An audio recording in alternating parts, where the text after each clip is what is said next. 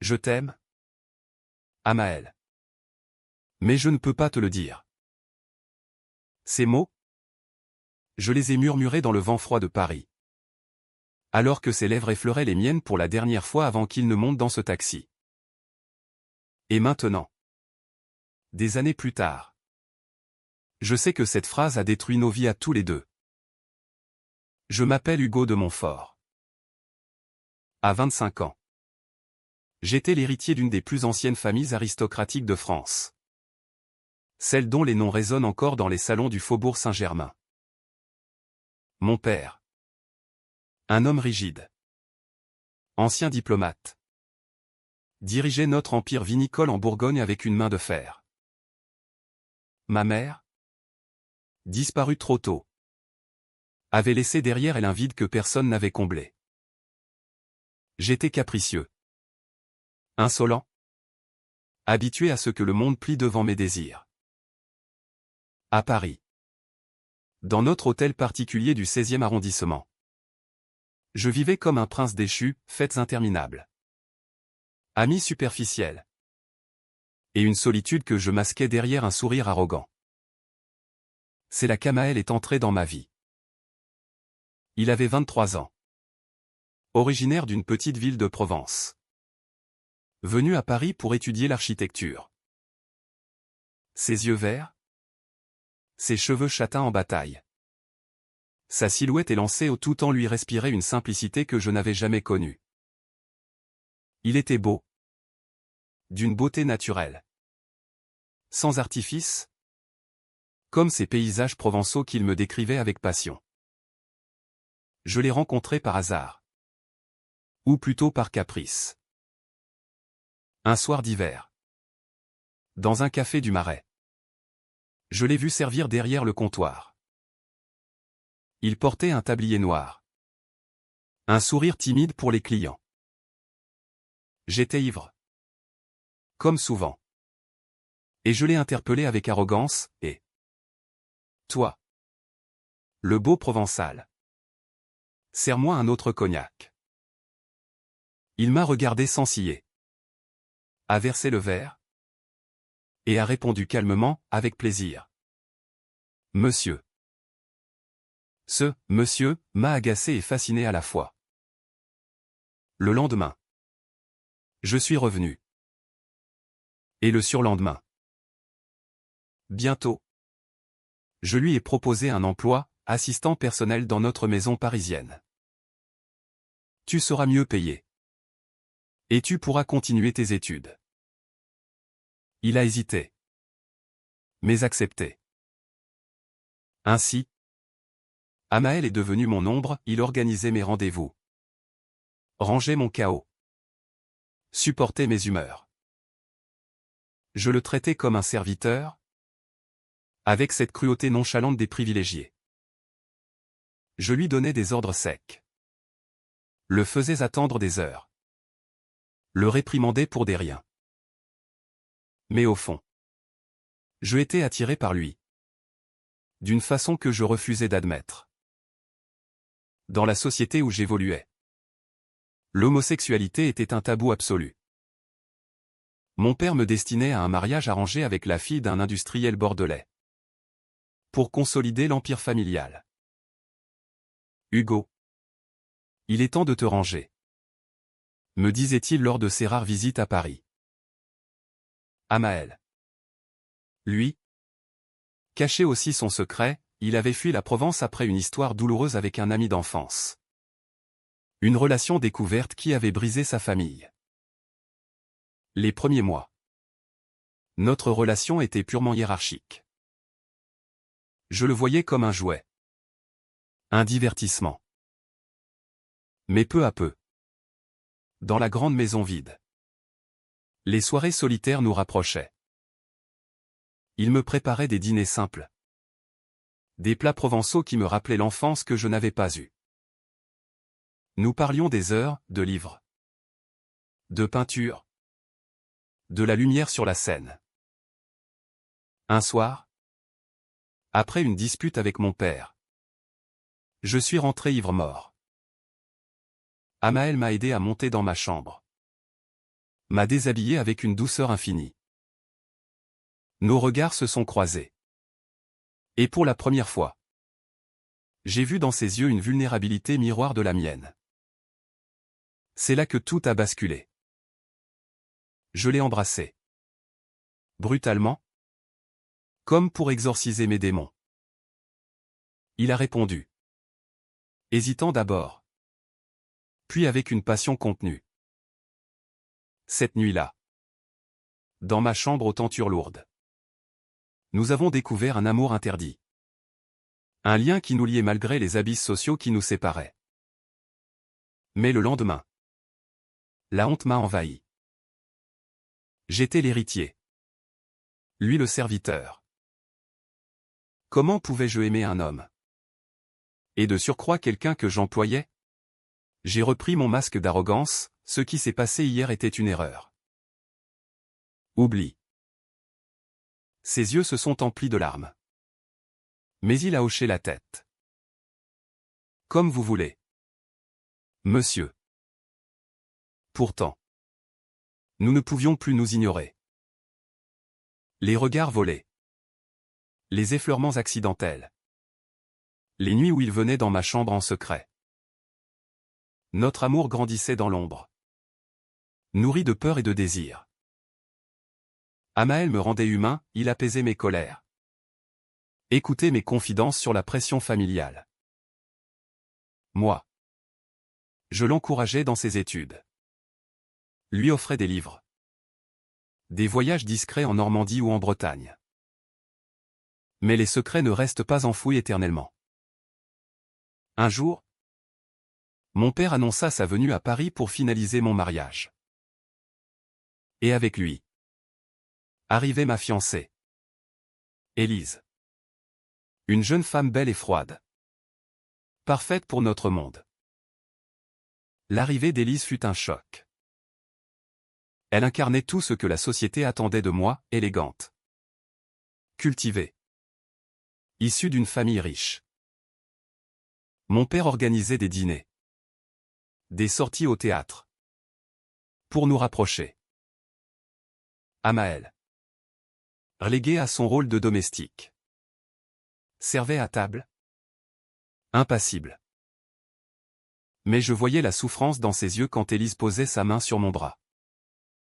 Une soir, après un dîner particulièrement étouffant, je suis monté dans ma chambre.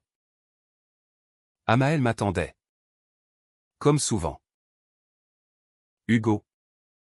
Nous ne pouvons plus continuer ainsi. Murmura-t-il. Tu vas te marier. Je suis juste. Ton serviteur. Je l'ai attiré contre moi. Désespéré. Ne dis pas ça. Tu es tout pour moi. Nous avons fait l'amour avec une intensité nouvelle. Comme pour défier le destin. Mais le lendemain, tout explosa. Élise, soupçonneuse, avait surpris un regard entre nous. Elle fouilla dans les affaires d'Amael et trouva des lettres que je lui avais écrites en secret ou des mots d'amour passionnés. Elle les montra à mon père. La confrontation fut terrible. Dans le grand salon, sous les portraits ancestraux, mon père hurla, « Tu as souillé notre nom. » Avec un domestique. Un homme. Il me frappa. Pour la première fois. Amael. Convoqué. Tenta de me protéger, c'est ma faute? Monsieur. J'ai séduit votre fils. Mensonge héroïque pour me sauver. Mon père le renvoya sur le champ. Sans référence. Sans rien. Part. Et ne revient jamais. Amael partit sans un regard en arrière. Mais je vis ses larmes. Seul avec mon père. Je subis le pire, il me coupa les vivres. M'enferma dans la maison. Menaça de me déshériter si je ne me mariais pas. Tu vas épouser Élise. Et oublier cette abomination. Élise. Quant à elle. accepta le mariage par intérêt. Mais avec un mépris glacé. Les mois suivants furent un enfer. Amael disparut. J'appris plus tard qu'il était retourné en Provence. Brisé. Vivant chez un oncle distant. Je tentai de le contacter. Mais mes lettres revenaient. Mon mariage approchait. Une prison dorée. Pourtant, l'amour ne meurt pas si facilement. Une nuit, je m'enfuis de la maison. Pris un train pour le sud. Je retrouvai Amael dans son village. Travaillant comme ouvrier sur un chantier. Il était amaigri. Les yeux hantés. Hugo. Pourquoi es-tu là? Nous nous sommes enlacés sous les oliviers. Pleurant comme des enfants. Viens avec moi à Paris. Je renonce à tout. Mais il refusa. Ton monde nous détruira. Et le mien. Ma famille m'a rejeté à cause de moi. Il me révéla alors son secret le plus douloureux, en Provence. Adolescent. Il avait aimé un garçon du village. Découvert. Son amant s'était suicidé par honte. Amael portait cette culpabilité comme une croix. Cette révélation me bouleversa. Je compris sa peur. Ses hésitations. Nous passâmes une semaine ensemble. Cachés dans une petite maison louée. Des moments de bonheur pur, promenade dans les lavandes. Nuit passionnée où nous nous promettions l'éternité. Mais la réalité nous rattrapa. Mon père me fit chercher par des détectives. Il menaça Amael de ruiner sa vie s'il ne disparaissait pas. Et moi. Il me fit chanter, si tu ne reviens pas épouser Élise. Je révèle tout à la presse. Ta mère se retournerait dans sa tombe. Le choix fut déchirant. Amael. Pour me protéger. Décida de partir. Va. Hugo. Vis ta vie. Je t'aime trop pour te détruire. Notre adieu sous la pluie provençale reste gravé en moi, ses lèvres tremblantes. Ces mots, oublie-moi. Je rentrai à Paris. Épouser Élise dans une cérémonie somptueuse mais vide. Amael s'exila à l'étranger. Je crois en Italie. Pour recommencer. Les années passèrent. Mon mariage fut un échec, Élise me trompa ouvertement. Moi je noyais ma douleur dans l'alcool et les fêtes. Mon père mourut. Me laissant l'héritage. Mais trop tard. 10 ans plus tard. En 2025. Paris avait changé. Mais pas mon cœur. J'étais divorcé. Riche mais seul. Errant dans les rues comme un fantôme. Un jour, dans une galerie d'art du Marais, je le vis, Amael, exposant ses dessins architecturaux. Il avait réussi. Devenu un artiste reconnu. Vivant à Rome mais de passage à Paris. Nos regards se croisèrent. Le temps s'arrêta. Il était toujours beau. Mûri. Avec des rides d'expression qui le rendaient plus profond. Nous nous retrouvâmes dans un café proche. Les mots jaillirent, les regrets. Les souffrances. Les secrets enfouis. Il me raconta sa vie, des relations éphémères. Jamais d'amour vrai depuis moi. La culpabilité de son passé adolescent le hantait encore. Moi. Je confessais mon mariage raté. Ma dépression. Comment j'avais tout sacrifié par peur. Pourquoi ne m'as-tu pas combattu pour nous, demanda-t-il. Les larmes aux yeux. Je n'avais pas de réponse. La lâcheté des privilégiés. Mais cette fois, quelque chose avait changé. La société évoluait, le mariage pour tous existait depuis longtemps. Les mentalités s'ouvraient. Mon père mort? Plus de chaînes familiales. Nous décidâmes de nous donner une seconde chance. Amael accepta de rester à Paris. Nous louâmes un petit appartement à Montmartre. Loin des hôtels particuliers. Des promenades main dans la main sur les buttes Chaumont. Des dîners aux chandelles vues sur Sacré-Cœur. Pourtant, les ombres persistèrent. Élise, apprenant notre retrouvaille, tenta de me faire chanter avec de vieilles lettres. Un ami d'Amael, jaloux, révéla son passé provençal à la presse People. Causant un scandale, l'héritier Montfort et l'artiste maudit. La presse nous traqua. J'hésitais à nouveau, renoncer à Amael pour sauver ma réputation. Mais cette fois, je choisis l'amour. Je tins une conférence, oui. J'aime un homme. Et je suis fier de cet amour. Le scandale fut violent, perte de contrat. Amis qui s'éloignèrent. Amael, terrifié par les souvenirs de son adolescence, songea à partir. Je porte malheur. Hugo. Haute tension, une nuit.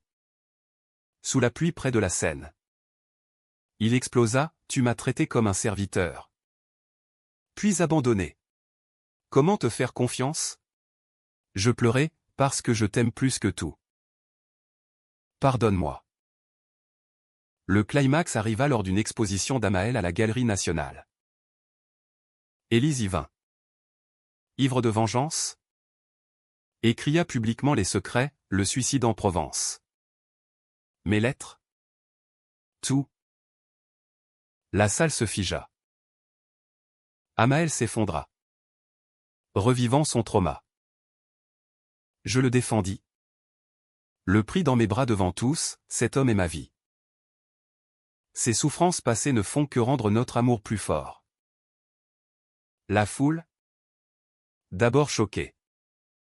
Applaudit. Les mentalités avaient évolué, beaucoup nous soutinrent. Les médias passèrent du scandale à l'histoire d'amour rédemptrice. Amael, touché, accepta enfin de guérir. Nous consultâmes un thérapeute ensemble. Affrontant nos démons, ma lâcheté sociale. Sa culpabilité. Nous voyageâmes, Provence pour exorciser ses souvenirs. Bourgogne pour que je lui montre mes racines sans honte. Mais un dernier conflit, Amael reçut une proposition à New York. Une grande commande architecturale. Viens avec moi, dit-il. J'hésitais, quitter Paris. Mon héritage? Décision difficile, je vendis une partie des vignobles. Renoncer au titre aristocratique. Ma vie est avec toi. Où que ce soit. Pourtant. Il refusa, non. Hugo. Restons à Paris. C'est notre ville. Aujourd'hui. Nous vivons heureux dans un appartement lumineux à Saint-Germain-des-Prés. Amael expose. Je gère une fondation pour aider les jeunes LGBT en difficulté. Inspiré par notre histoire. Notre amour. Né d'un lien interdit, héritier capricieux et son serviteur a triomphé des trahisons. Des secrets. Des peurs. Parfois. Sous la tour Eiffel illuminée. Nous nous embrassons comme ce soir pluvieux imaginé. Les cicatrices restent. Mais elles nous rendent plus forts. J'ai appris que l'amour vrai exige du courage. Pas des privilèges. Amael m'a appris l'humilité. Et si la vie nous a séparés par la lâcheté? Elle nous a réunis par la rédemption. Paris, ville des Lumières, a été témoin de notre renaissance. Un amour gai. Français. Profond. Humain.